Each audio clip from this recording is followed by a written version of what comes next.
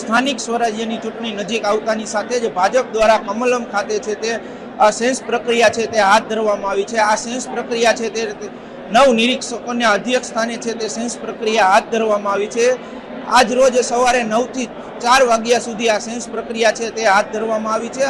આજે 1 થી 12 વોર્ડની છે તે સેન્સ પ્રક્રિયા છે તે હાથ ધરવામાં આવી છે અને આવતીકાલે બીજા જે બાકીના વોર્ડ છે તેની પણ સેન્સ પ્રક્રિયા હાથ ધરવામાં આવશે।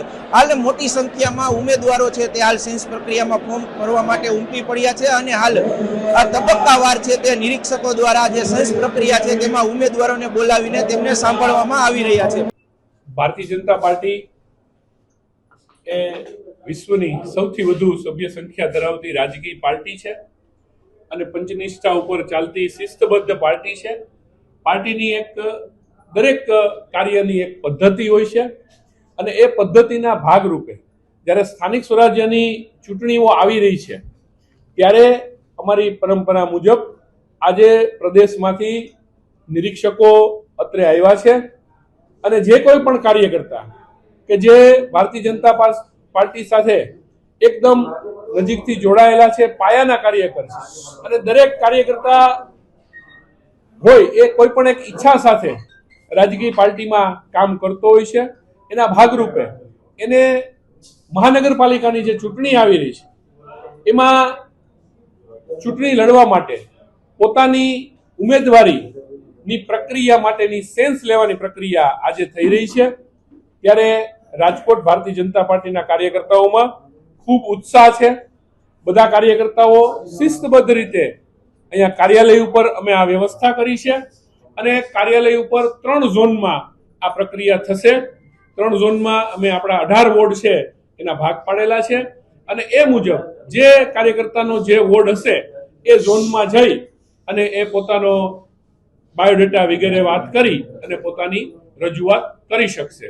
જી, ભારતીય જનતા પાર્ટીમાં દરેક વખતે આ જ રીતની અમારી સિસ્ટમ હોય છે કે ભાઈ દરેક કાર્યકર્તા અમારી માટે ખૂબ અગત્યનો છે અને એની માટે એને કોઈ એવી રજૂઆત કરવા માટે લયા બધાને લઈ સ્વાભાવિક છે કે દરેકને એમના જે સમર્થકો હોય એમાં ઉત્સાહ હોય એ સ્વાભાવિક છે, પરંતુ ભારતીય જનતા પાર્ટીનો કાર્યકર્તા એક પદ્ધતિ સાથે કામ કરવા ટેવાયેલો છે। ત્યારે એના ભાગરૂપે પોતે વ્યક્તિગત આવી અહીંયા અમારી એક પ્રક્રિયા છે ફોર્મ ભરવાની, એ ફોર્મ ભરી અને પોતે પોતાની વાત રજૂ કરી શકશે। ના, ફોર્મ મેં વાંચેલું છે, ફોર્મ સરળ છે, કોઈ તકલીફ પડે એવું નથી, કેમ કે આ ફોર્મ પહેલી વખત નથી આવ્યું। આ ફોર્મ અમારી પ્રક્રિયાનો એક ભાગ છે અને તકલીફ પડે એવું નથી ને અમારા કાર્યકર્તાઓ, સિનિયર કાર્યકર્તાઓ અને કાર્યાલયનો સ્ટાફ આની મદદ માટે નીચે અમે વ્યવસ્થા રાખેલી છે। પસંદગી માટેના ક્રાઇટેરિયા અમારું પાર્લામેન્ટરી બોર્ડ અને અમારું પ્રદેશનું શીર્ષસ્થ નેતૃત્વ નક્કી કરતું હોય છે કે જે તે સમયે એ અમને માહિતી આપશે અથવા તો એ લોકો એ રીતે નિર્ણય લેશે।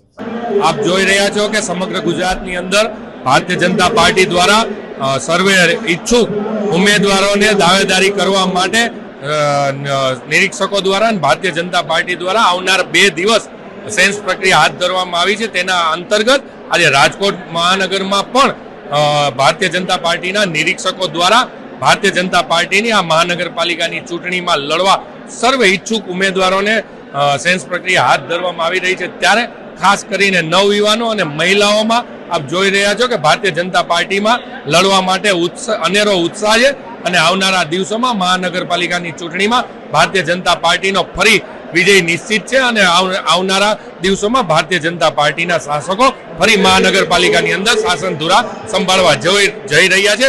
તે આપ આ ઉત્સાહથી જોઈ રહ્યા છો। ઉમેદવારી ભારતીય જનતા પાર્ટીમાં નોંધાવી એ એક સહજ પ્રક્રિયા છે, પણ આખરે ભારતીય જનતા પાર્ટીના દરેક કાર્યકર્તાઓ, શિસ્તબદ્ધ કાર્યકર્તાઓ હંમેશા પાર્ટી જે નિર્ણય લેતા હોય છે અને પાર્ટીના મોવડી મંડળો જે નિર્ણય લેતા હોય છે એ હંમેશા સ્વીકાર્ય હોય છે। ત્યારે આવનારા દિવસોમાં પાર્ટી દ્વારા જે પણ જવાબદારી કે જે પણ કોઈ અવસર કે તક આપવામાં આવશે એ મારા સહિત દરેક ભારતીય જનતા પાર્ટીના કાર્યકર્તાઓ એ માટે હંમેશા કટિબદ્ધ જ હોય છે।